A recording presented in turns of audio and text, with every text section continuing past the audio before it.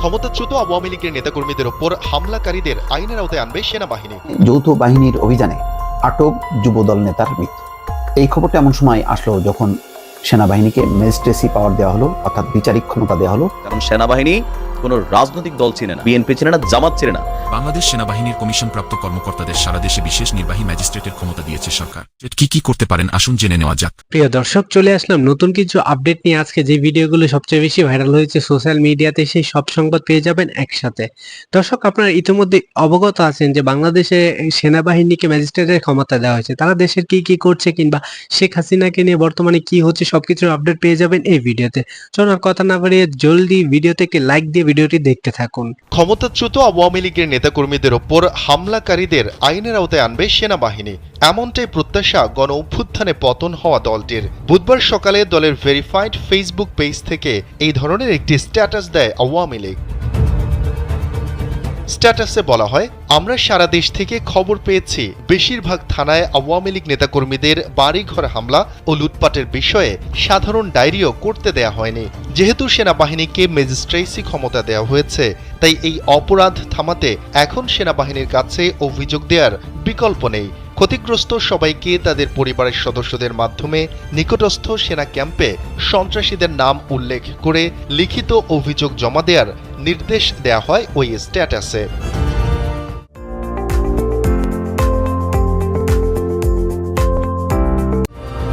এর আগে নেতাকর্মীদের ওপর নির্যাতন, বাড়িঘরে হামলা ও লুটপাটের বিষয়ে জাতিসংঘের ফ্যাক্ট ফাইন্ডিং দলকে তথ্য দেওয়ার আহ্বান জানিয়ে নেতাকর্মীদের উদ্দেশ্যে ফেসবুকে পোস্ট দিয়েছিল আওয়ামী লীগ।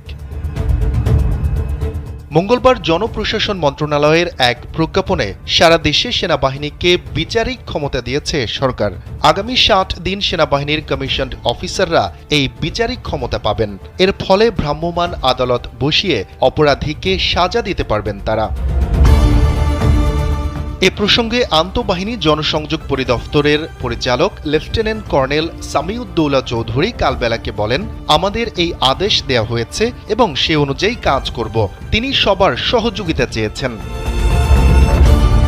কোনো ম্যাজিস্ট্রেটের উপস্থিতিতে যদি অপরাধ সংঘটিত হয়, তাহলে তিনি নিজেই গ্রেফতার করতে পারবেন অথবা অপরাধীদের গ্রেফতারের আদেশ দিতে পারবেন। অপরাধীকে হেফাজতে রাখতে শর্ত সাপেক্ষে জামিনও দিতে পারবেন তিনি। কোনো ব্যক্তি শান্তি ভঙ্গ করতে পারে বা সর্বসাধারণের প্রশান্তি বিনষ্ট করতে পারে অথবা এমন কোনো অন্যায় কাজ করতে পারে যার ফলে শান্তি ভঙ্গ হতে পারে বা সর্বসাধারণের প্রশান্তি বিঘ্ন হতে পারে, তখন ওই ম্যাজিস্ট্রেট ব্যবস্থা গ্রহণের পর্যাপ্ত পদ্ধতিতে ওই ব্যক্তিকে কেন 1 বছরের অনধিককাল শান্তি রক্ষার জন্য জামিনদার সহ বা ব্যতীত একটি মুচলেখা সম্পাদনের আদেশ দেয়া হবে না তার কারণ দর্শাতে বলবেন। সরকারি চাকরিতে কোটা সংস্কার আন্দোলন ঘিরে ঢাকাসহ সারা দেশে সংঘর্ষ ছড়িয়ে পড়লে গেল 19 জুলাই রাতে সারা দেশে সেনাবাহিনী মোতায়েন ও কারফিউ জারি করেছিল তৎকালীন আওয়ামী লীগ সরকার। এরপর ছাত্র জনতার অভ্যুত্থানে 5 আগস্ট আওয়ামী লীগ সরকারের পতন হয়। 8 আগস্ট শান্তিতে নোবেল বিজয়ী অর্থনীতিবিদ ডক্টর মোহাম্মদ ইউনূসের নেতৃত্বে অন্তর্বর্তী সরকার গঠিত হয়। বিদ্যমান পরিস্থিতিতে এখনও সারা দেশে সেনাবাহিনী মোতায়েন রয়েছে। বাংলাদেশ সেনাবাহিনীর কমিশনপ্রাপ্ত কর্মকর্তাদের সারা দেশে বিশেষ নির্বাহী ম্যাজিস্ট্রেটের ক্ষমতা দিয়েছে সরকার। গত মঙ্গলবার জনপ্রশাসন মন্ত্রণালয়ের এক প্রজ্ঞাপনে এ সিদ্ধান্ত জানানো হয়। মঙ্গলবার রাত থেকেই কার্যকর হওয়া এই সিদ্ধান্ত আগামী 2 মাস বলবৎ থাকবে। প্রজ্ঞাপনে ফৌজদারি কার্যবিধির বেশ কয়েকটি ধারা উল্লেখ করে সেনাবাহিনীর কমিশনপ্রাপ্ত কর্মকর্তাদের সেই ধারায় উল্লিখিত অপরাধ বিবেচনায় নেওয়ার কথা বলা হয়েছে। এসব ধারা অনুযায়ী একজন নির্বাহী ম্যাজিস্ট্রেট কি কি করতে পারেন আসুন জেনে নেওয়া যাক। ধারা 64, ম্যাজিস্ট্রেটের উপস্থিতিতে অপরাধ সংঘটনকারী ব্যক্তিকে গ্রেপ্তার করার বা গ্রেপ্তারের নির্দেশ দেওয়ার এবং হেফাজতে রাখার ক্ষমতা। ধারা 65, ম্যাজিস্ট্রেটের গ্রেপ্তার করার ক্ষমতা বা তার উপস্থিতিতে গ্রেপ্তারের নির্দেশনা জারি করার ক্ষমতা। ধারা 83, 84 ও 86, ওয়ারেন্ট অনুমোদন করার ক্ষমতা ও ওয়ারেন্টের অধীনে গ্রেপ্তারকৃত ব্যক্তিকে আদালতের হেফাজতে নেওয়া বা জামিনের আদেশ দেওয়ার ক্ষমতা। ধারা 95 এর 2, নথিপত্র ইত্যাদির জন্য ডাক ও টেলিগ্রাফ কর্তৃপক্ষের দ্বারা অনুসন্ধান এবং আটক করার ক্ষমতা। ধারা 100, বেআইনিভাবে আটক ব্যক্তিদের হাজির করার জন্য অনুসন্ধান ও ওয়ারেন্ট জারি করার ক্ষমতা।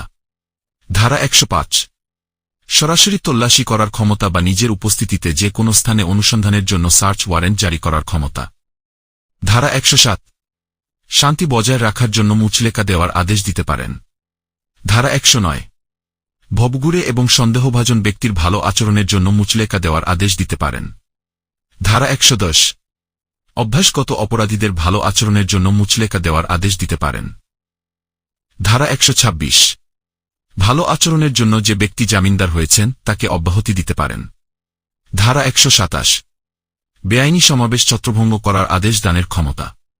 ধারা 128 বেআইনি সমাবেশ ছত্রভঙ্গ করার জন্য বেসামরিক শক্তি ব্যবহার করার ক্ষমতা। ধারা 130 বেআইনি সমাবেশ ছত্রভঙ্গ করার জন্য সামরিক শক্তি ব্যবহার করার ক্ষমতা। ধারা 133 স্থানীয় উৎপাত নিয়ন্ত্রণে ক্ষেত্র বিশেষে ব্যবস্থা হিসেবে আদেশ জারি করতে পারে। দর্শক, বেশ অনেক রাতে একটা দুঃসংবাদ আসলো। ময়মনসিংহে যৌথ বাহিনীর অভিযানে আটক যুবদল নেতার মৃত্যু। এই খবরটা এমন সময় আসলো যখন সেনাবাহিনীকে ম্যাজিস্ট্রেসি পাওয়ার দেওয়া হলো, অর্থাৎ বিচারিক ক্ষমতা দেওয়া হলো 2 মাসের জন্য। অর্থাৎ সেনাবাহিনী এখন ম্যাজিস্ট্রেট ছাড়া বা থানা পুলিশ ছাড়া তারা নিজেরাই সেই আটক করার বা বিচার করার সেই ক্ষমতা যাকে বলে, অর্থাৎ পুলিশের যেই আইনগত যেই পাওয়ারটা, সেই পাওয়ারটা তারা এখন এক্সারসাইজ করবে, প্রয়োগ করবে।